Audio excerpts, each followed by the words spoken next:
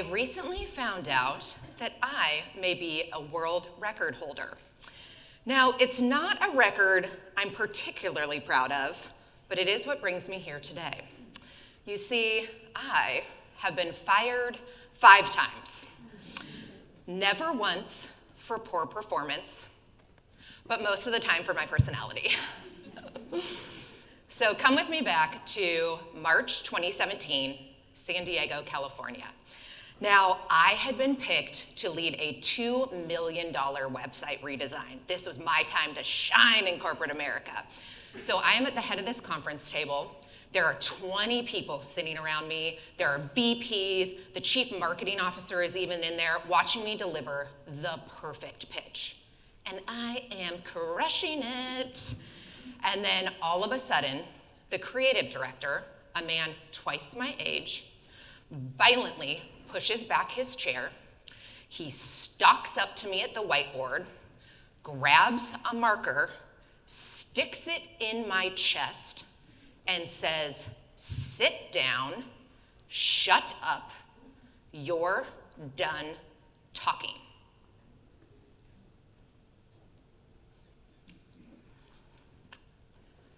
No surprise, someone was fired that day. Spoiler alert, it wasn't him. And you see, I see this all the time with women that I work with. Women with undeniable, unshakable confidence that get unspeakable consequences. And that's what we're here to talk about today. You see, in corporate America, we teach people to give women a seat at the table, a seat at the table. Here's a table. Let me pull out your chair. Here's a seat at the table. But what we don't teach people in corporate America is how to listen when that woman speaks at the table, to give weight to her wisdom, credence to her creativity, value to her vision. But you see, context matters. So for decades, especially in this country, women weren't allowed in the rooms that made decisions. So many of our governments, many of our corporations were not built to hear us when we finally came into those spaces. So in 1943, the first Fortune 500 company allowed a woman to have a seat on the board. It wasn't that long ago. It would take another 30 years for the first woman to be named CEO. And so that silence is really just a product of the decades that we weren't allowed in these rooms. And this has been happening for generations. Centuries ago, men didn't burn witches, they burned women they couldn't control. Women who spoke too loudly, women who thought differently, and most importantly, women who refused to hide their intelligence. And so those flames might not still be burning today, but the fire is definitely still there. And now how we're treated is with invisibility and indifference and silencing our voices. So now I can barely see you in this audience, but I'd like you to raise your hand. Women, I want you to be honest. Have you ever held back an opinion, not because you thought you were wrong or unsure, but because it felt safer to be silent than to speak up? Oh, okay, I can see you now. I can see those hands. So look around the room. That is not coincidence, that is conditioning. And this is what happens when we silence women. Women are 6 out of 10 people who just raise their hands are less likely to speak up in meetings because you are afraid of backlash. Those of us who are brave enough to speak up in meetings, guess what? You're twice as likely to get interrupted by a man. And you are 20% less likely to get credit for your ideas. How are those for some depressing stats? Yeah, don't worry, it gets worse. If you are a female CEO, reporters may call you ambitious. There is a study that says ambition is used 73% of the time against female CEOs as put down instead of praise. And you see, this is the pattern. When bold, confident women speak up, we're criticized. But when we stay quiet, we're dismissed. We are damned if we do and damned if we don't. And I want you to think about that. There's so many brilliant women in this audience right now. There's so many brilliant women listening to this talk right now. What is the world missing out on because you are staying silent? Because you're afraid of backlash, because you have been conditioned to keep quiet in spaces of influence. So I know a lot of you are thinking, okay, Kelly, like this is all great, but I am tired of having to teach men how to treat us. They should just know. And as I was writing this talk, I was putting together a piece of furniture from IKEA. Has anybody bought anything from IKEA? Okay, you get it home, you unbox it, it's about 370 pieces of particle board. There's like screws everywhere. The instructions are 10 pages in Swedish, so you just kind of chuck them aside and look for that little hex key and start to pray. It's like that.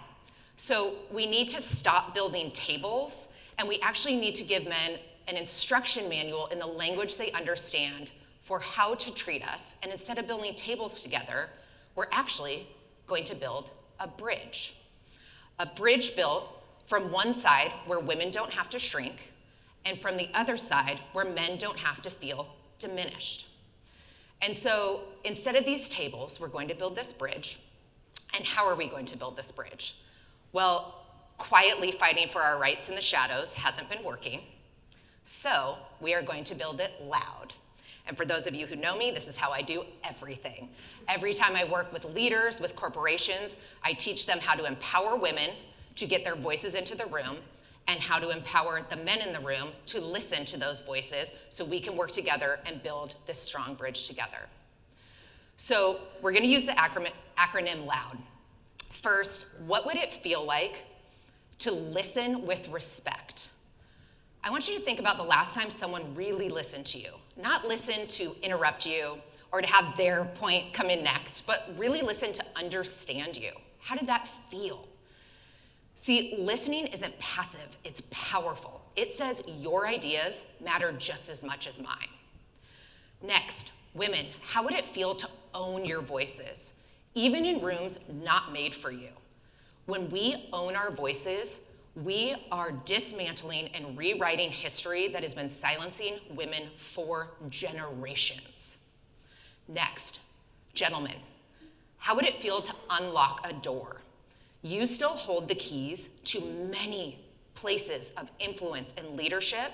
So I would challenge you, how can you unlock a door for a woman in your circle today, this week, or this month? And finally, what if we all demand progress together? Instead of being one of those people in the room that sat silently watching me get screamed at, what if you were one of the voices that stood up and pointed out inequality? What if when you saw equality, you celebrated it? That is how we build this bridge together, and we build it so much stronger. So now, back in that conference room in 2017, as that man screamed at me during the highest moment of my career, there were 20 people around the room, all eyes on me, all eyes locked on me. Not a single voice raised to defend me. And you see, that's what happens when we silence women. We lose innovation, we lose progress. Just imagine if Rosa Parks that one day decided to just quietly pick up her things and move to the back of the bus. The civil rights movement may have lost its spark. What if Ruth Bader Ginsburg never raised her voice in a courtroom? Half of the rights we enjoy today in this country may not exist. And what if Sarah Blakely never cut the legs off her pantyhose and invented Spanx? I would still be down in the green room trying to fit into this outfit. So listen, silencing women has a cost. And I decided that day in the boardroom, I wasn't gonna pay it anymore. The cost was too high. So I got loud, and I wrote a best-selling book about it. Because silence doesn't change systems, stories do. So I wanna leave you with this today. My challenge to you is the next time you see a woman being told to sit down, to shut up, that she's being too much or too loud. I want you to be the person to stand up, to speak up. I want you to be the change maker and the pattern breaker. Because the dangerous cost of silencing women isn't just her loss, it's all of ours. Thank you.